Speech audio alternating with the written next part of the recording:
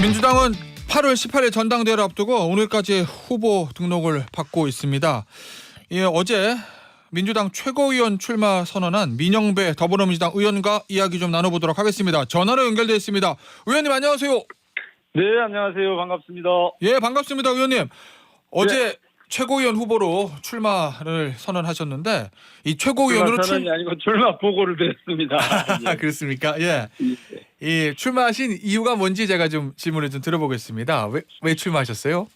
예, 한마디로 말씀드리면 예. 민주당이 지금 굉장히 강력한 전투력이 필요하다. 예. 왜 전투력이 필요하냐? 예. 윤석열 검찰 독재가 지금 대한민국이라고 하는 이 고속도로를 예. 저희가 보기에는 만취 상태로 지금 운전을 하는 것 같아요. 만취 상태요. 예. 예. 그래서 자동차도 기름값도 심지어 술값까지 모두 세금인데 예. 이 정치검찰이 지금 그 음주운전 중인 윤석열 대통령을 호위하고 있는 그런 모양이거든요. 예. 그래서 이 정치검찰을 해체하고 윤석열 정권을 무너뜨리려면 지금 취할 수 있는 가장 중요한 힘은 강력한 전투력이다. 예. 그래서 당 지도부에 들어가서 민주당이 그 일을 하는데 좀 힘을 보태야겠다. 예. 그런 생각으로 출마를 하게 됐습니다. 의원님, 어제 말씀하신 얘기 중에서 이재명이 안심하고 일 맡길 사람이다. 본인은 이렇게 평가하셨는데 그 일은 그럼 방금 전에 언급하신 뭐 윤석열 검찰 독재에 대한 공격 뭐 이런 거 의미하시는 건가요? 당연히 그렇죠. 그런데 예. 그런 일을 하려면 사실은 예. 당의 예. 결집된 역량의 결집이 필요할 거 아닙니까? 예. 그 당의 역량을 모으고 예. 그 당의 결집된 역량을 가지고 이 윤석열 검찰 독재 체제를 무너뜨리는데 예. 아마 일을 같이 하는데 최적이다. 이를테면 정치 철학이나 코드가 좀 잘 맞을 거고 또 그런 대목에 좀 뭔가 이 좀 특화된 역량이 있어 보이고 예. 특히 지금 이 시대 정신 그러니까 이 대한민국이 가고 있는 이 흐름이 어떤 것인지에 대한 인식 이런 것들이 좀 크게 다르지 않기 때문에 예. 아마 좀 안심하고 일을 맡길 수 있지 않을까. 엊그제도 그러니까 근래에도 사실은 저에게 그 전략기획위원장을 맡겼었고 맞아요. 예. 정치검찰 사건 조작 특별대책단장을 맡겨서 예. 지금 싸우고 있는데 이런 것들을 보면 아마 안심하고 좀 일을 맡겨도 할 수 있을 것이다. 이런 기대를 갖고 계신 게 아닌가 싶습니다. 예. 그 말씀하신 윤석열 검찰 독재라는 표현을 계속 쓰셨는데 그 검찰 독재를 상징하는 가장 큰 사건은 뭐라고 보십니까? 하나만 뽑아주시면요. 그러니까 예.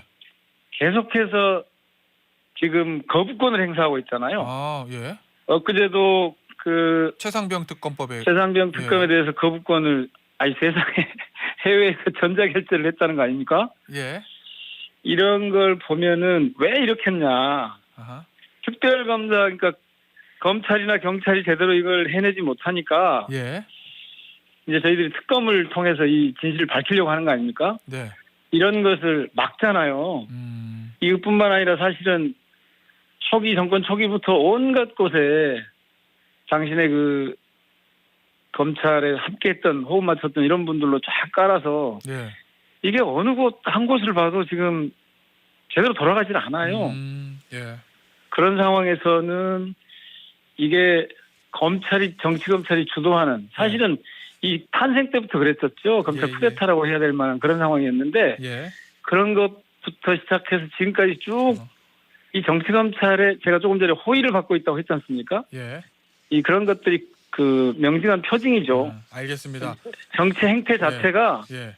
검찰 수사권에 근거해서 하고 있고 특히 근래에는 정치 탄압을 그렇게 심하게 하잖아요. 야당 대표에 대한 끊임없는 검찰의 공격. 예. 이렇게 하고 있는 거 보면 이게 그렇게 하지 않고는 이 정부를 운영할 수 없다고 판단하기 때문에 그렇게 알겠습니다. 공격을 할 텐데 예. 이런 사안들을 보면 지금 이 검찰 독재 체제라는 게 너무 명확하게 드러나죠. 알겠습니다. 자, 이제 최고위원 후보로 출마하셨고 당대표 후보로는 김두관 전 의원이 출마 선언했고 이제 이재명 전 대표도 출마 선언을 오늘 할 거라고 보도가 돼 있는데 이재명 대표가 연임하는 거잖아요. 당대표로 좀 유력합니다. 만약에 당대표가 되면 이재명 대표 체제 2기는 1기하고 뭐가 달라져야 된다고 보십니까? 달라져야 한다고요? 그럼 동일하게 예. 달라질 거라고 달라지는 게 예상하십니까? 아니라 아니면 예. 아마 이전에는 예. 일기 체제 때는 예. 그러니까 현재 상황을 보는 그리고 당 운영을 하는 데 있어서 예. 당원들의 큰 흐름을 당원들의 요구를 제대로 받아들이는데 좀 이견들이 좀 있었어요. 예. 근데 아마 이기 때는 이른바 당원 주권 시대라고 하는 당원 중심의 당 운영이라고 하는 이게 예. 조금 자리를 잡아가는 그래서 네. 이전 지도부 체제, 이전 체제하고는 조금 그 점에서 그러니까 지금까지 정치의 중심이 예. 뭐 의원이나 정치인 중심이었다면 어허. 이제 당원 중심으로 바꿔야 할 거다. 당 예. 운영도 마찬가지다. 예. 이런 점에서 저는 상당히 그 변화된 모습이 나타날 거라고 봅니다. 의원 중심에서 당원 중심으로요. 예. 어제 조간 신문들 좀 보니까 중도로 확장, 중도로 외연을 확장하는 정책을 쓸 거다. 예를 들면 뭐 금투세 폐지, 종부세 뭐 조정 뭐 이런 것들에 대한 어떤 당 원래 강성 지지층의 생각에 반하는 정책들도 좀 쓸 수 있다. 뭐 이런 보도 나오는데 맞습니까?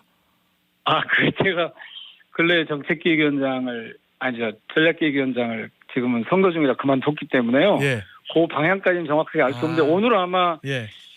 그 당대표 도전 의사를 밝힌다고 돼 있잖아요. 예. 거기서 아마 정확하게 이제 드러날 텐데 예. 그런 의미가 아닐 겁니다. 저희 당의 정체성이나 노선이나 지향을 바꾼다는 그런 뜻이 아니라 예. 조금 더 유연해진다라는 그러니까 뭐 중도 외연 확장이라는 표현이 정확한지 좀 모르겠습니다만은 예. 그러니까 시민 중심의 민생 중심의 그런 정책적 지향 지금까지는 예. 너무너무 정치검찰 혹은 윤석열 정권이 계속 정치 탄압을 해왔기 때문에 예. 여기 대응하느라고 사실은 아하. 힘들었잖아요. 예. 근데 이제 좀 2기 체제로 간다면 좀 더 안정이 될 것이기 때문에 예. 그런 점에서 이제 정책적 영역에 예. 조금 더 관심을 갖고 그게 민생과 연결되는 포인트를 예. 짚어내서 거기에 예. 초점을 좀 맞추겠다 그런 뜻이 아닌가 싶습니다. 알겠습니다. 자, 의원님, 김두관 전 의원도 당대표 출마 선언했는데 어제 출마 선언한 그렇더라고요. 내용을 보니까 한 얘기를 보니까 역사상 유례없는 제왕적 당대표 1인 정당으로 민주주의 파괴에 병을 키웠다. 이 오염원을 제거하고 소독하고 치료해야 된다. 뭐 이런 식의 얘기를 했습니다. 이거 이재명 대표가 당대표 연임하는 거 그리고 당이 친명 너무 중심으로 간다. 여기에 대한 강한 비판인 것 같은데 어떻게 보셨어요? 어제 김두관 전 의원의 언급은? 예, 저는 요즘 그 명심 경쟁인이 그 친명 중심의 무슨 일극 체제니 예. 이재명 님의 그런 표현들을 보면 예. 조금 좀 이해가 좀 안 돼요. 아, 그래요? 지금 예. 민주당이 처한 상황을 좀 봐야 되지 않겠어요? 예. 민주당이 그러면 지금 내부에 다양한 목소리가 없는 건 아닐 거 아니에요? 그런데 네. 전체적으로 지도부나 방향을 보면 예. 지금 너무 세게 공격을 해오기 때문에 여기에 방어하는 게 지금 우선 해야 될 일이 되잖아요. 그 공격은 검찰로부터의 공격을 말씀하시는 건가요? 정치검찰 지금 뭐 그걸 누가 말하지 않지만 예. 정부의 일원인 검찰이 예. 야당 대표를 끊임없이 공격하고 있잖아요. 세상에 말이 되는 그런 일 해야지. 아니 엊그제도 그 당대표 그러니까 전 대표의 내외를 소환하겠다고 발표를 하잖아요. 예. 그때가 정치검찰 그 검사 탄핵 얘기가 나오고 난 다음이고 예.